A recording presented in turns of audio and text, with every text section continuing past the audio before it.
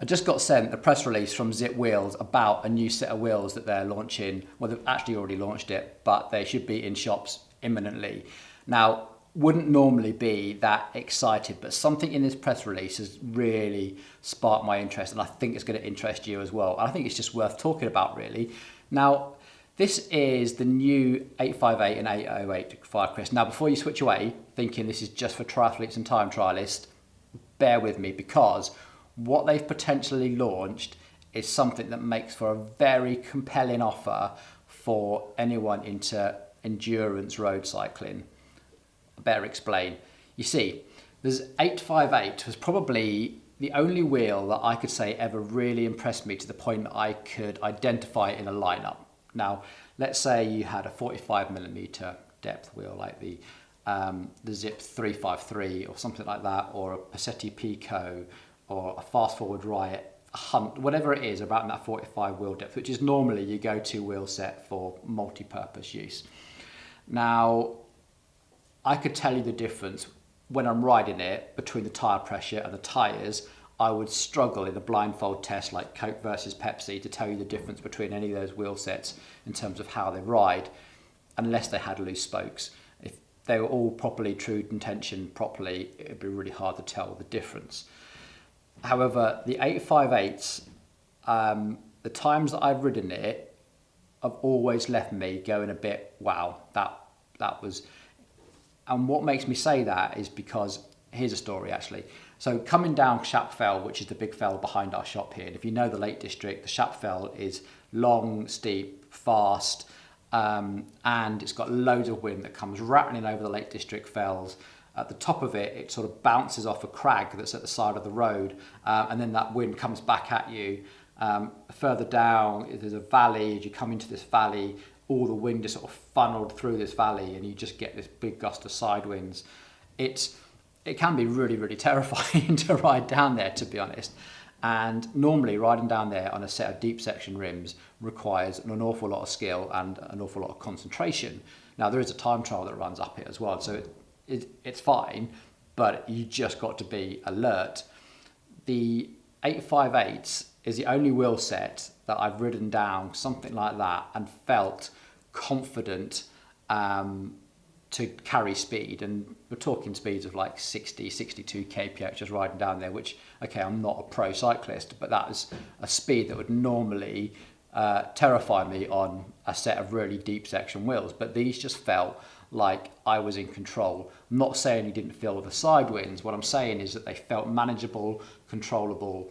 It didn't really feel like I had to back off the speed and apply the brakes. I felt like I had that control. But the 858s are always too heavy and not really stiff enough to take into the mountains, and really enjoy that sort of effect on the entirety of your ride. So the 454s became that sort of wheel choice, or the sort of the 46mm depth that's probably most common for, everyday cycling. So what they're saying is that they have made this hundreds of grams lighter. Now, they've also updated it to do all the new 28mm tyres, it's hookless, etc.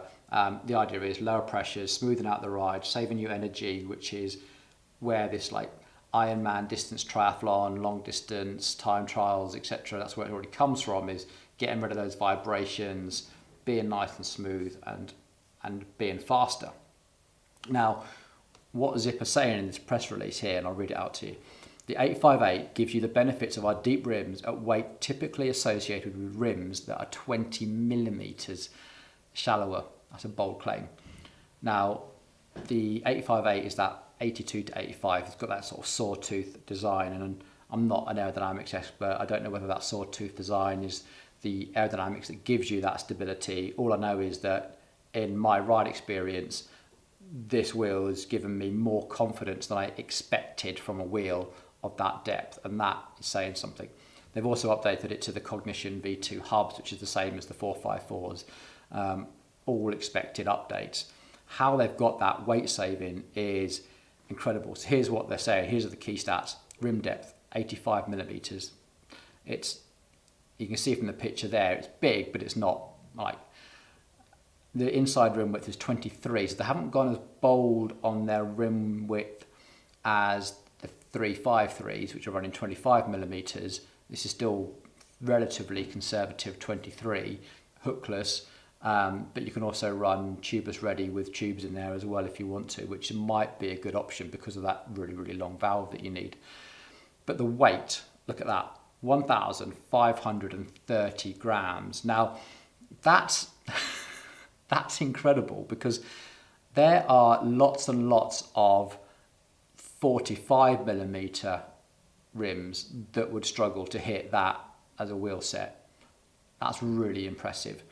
And even though something like an NV wheel might do that, I don't think the NV has ever impressed me in its terms of its ride handling as much as the 858 NSWs. So this is why I think it's taking that sort of wheel set into the realms of much more endurance road. Now, I'm not saying this is the sort of wheel set that you're going to ride all day, every day, that's going to replace your fast forward Riot 45s.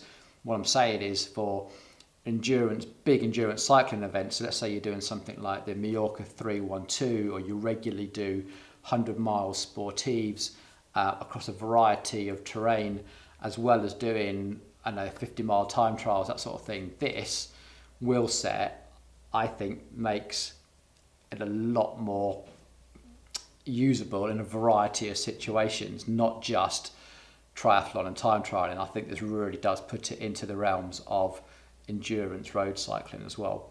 Yeah. And that's what I'm really excited about. Now, they also updated to the Firecrest, and I'm not that bothered really, but they launched all the prices, and the prices are interesting. So here in the UK, getting a set, because you probably want a set of 858s, is going to be coming in at just like £3,500 by the time you do a deal and do discounts, etc. For dollars, that's about $4,500. So expensive, but for this sort of wheel set, it's in the ballpark. Especially if you were to compare this against something like an NV, where the NVs are very, very good quality, very, very well made, but I don't think offer any particular performance advantages in the same way as the ZIPP 858 NSW did, the old one. So that's why I'm so excited about these new ones. The Firecrests are on a par, and I think they'll be on a par performance-wise with anything else out there as well. So yeah, what do you think? If they've really made an 85mm rim that's stable and confidence inspiring, and at the same weight as a 45mm rim, would you take it on a big endurance cycling event? I think I would. If you disagree, let me know in the comments below. I'll be dead keen to hear your opinions. We are definitely going to get a set of these in for test, and test it we will, because if these perform how I hope and think they will, that's a tasty product.